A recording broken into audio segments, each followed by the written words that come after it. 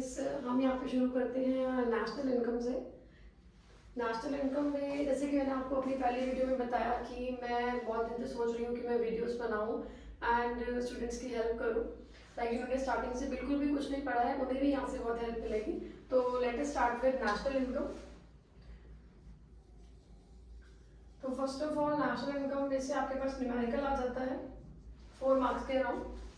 तो national income के numericals के लिए सबसे पहले आपको 3 बेसिक रूल्स पता होने चाहिए। फर्स्ट रूल जो हमारे पास आता है वो आता है नेट एंड ग्रॉस। तो नेट हमारे पास एक नैरो छोटी टर्म है, ग्रॉस हमारे पास वाइडर यानी कि एक बड़ी टर्म।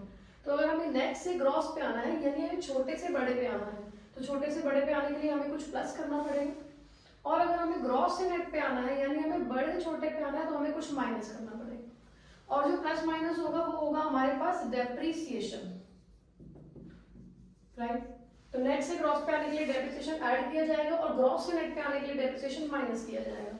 और डेप्रिसिएशन का ही हमारे पास दूसरा नाम होता है कंजम्पशन या फिर रिप्लेसमेंट ऑफ फिक्स्ड कैपिटल।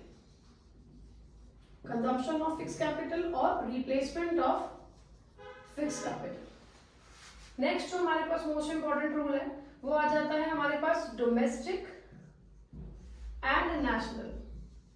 तो अगेन इसमें भी सेम बात है, डोमेस्टिक हमारी छोटी नैरोवर टर्म है, नेशनल हमारी बड़ी यानी कि वाइडर टर्म। तो अगर हमें डोमेस्टिक से नेशनल पे आना है यानी अगेन छोटे से बड़े पे आना है तो हमें कुछ ऐड करना पड़ेगा। नेशनल से डोमेस्टिक यानी बड़े से छोटे पे आना है तो हमें कुछ माइनस करना पड़ेगा। जो प्लस माइनस होगी वो टर्म कहलाती है हमारे पास NFIA। और NFIA की फुल फॉर्म है हमारे पास net factor income from abroad. Factor income हमारे पास हो जाएगी rent, interest, profit, wages. But generally आपको क्वेश्चन में NFIA गिवन होता है। अगर आपको क्वेश्चन में NFIA गिवन नहीं है तो आप NFIA कैसे कैलकुलेट करेंगे? FIFA minus FITA. FIFA means factor income from abroad, जो रेंट, इंटरेस्ट, प्रॉफिट, वेजेस हमारे पास अब्रॉड यानी कि फॉरेन कंट्रीज से आएगा। फीटा यानी कि फैक्टर इनकम टू अब्रॉड, जो रेंट, इंटरेस्ट, प्रॉफिट, वेजेस हमने फॉरेन कंट्रीज को देना है। तो NFIA निकालने का फॉर्मूला हो गया, बट ये फॉर्मूला तब अप्लाई होगा जब आपको NFIA ना गिवन हो। एंड एक मोस्ट इंपॉर्टेंट बात इसमें, NFIA की फुल फॉर्म में net factor income from abroad है। अगर आपको क्वेश्चन में net factor income to abroad दिया हुआ है यानी नेट भी है, गौर से सुनना इसको, नेट भी है और नेट के साथ हमारे पास फ्रॉम नहीं है, यहाँ पे नेट का फ्रॉम है, बट अगर हमें नेट के साथ टू दिया हुआ है तो फॉर्मूला आपका रिवर्स हो जाएगा। यानी अगर net factor income to abroad given है तो डोमेस्टिक से नेशनल पे आने के लिए माइनस करेंगे और नेशनल से डोमेस्टिक पे आने के लिए प्लस किया जाएगा। और लास्ट रूल है हमारे पास फैक्टर कॉस्ट, जिसकी शॉर्ट फॉर्म हो गई हमारे पास FC। और नेक्स्ट है हमारे पास मार्केट प्राइस, जिसकी शॉर्ट फॉर्म हो गई हमारे पास MP। तो अगेन फैक्टर कॉस्ट छोटा होता है एंड मार्केट प्राइस बड़ा होता है, बिकॉज ये वो खर्चा है, लागत है जो गुड्स को प्रोड्यूस करने में लगी, और ये वो रेट है जिस रेट पे वो गुड मार्केट में सेल हो।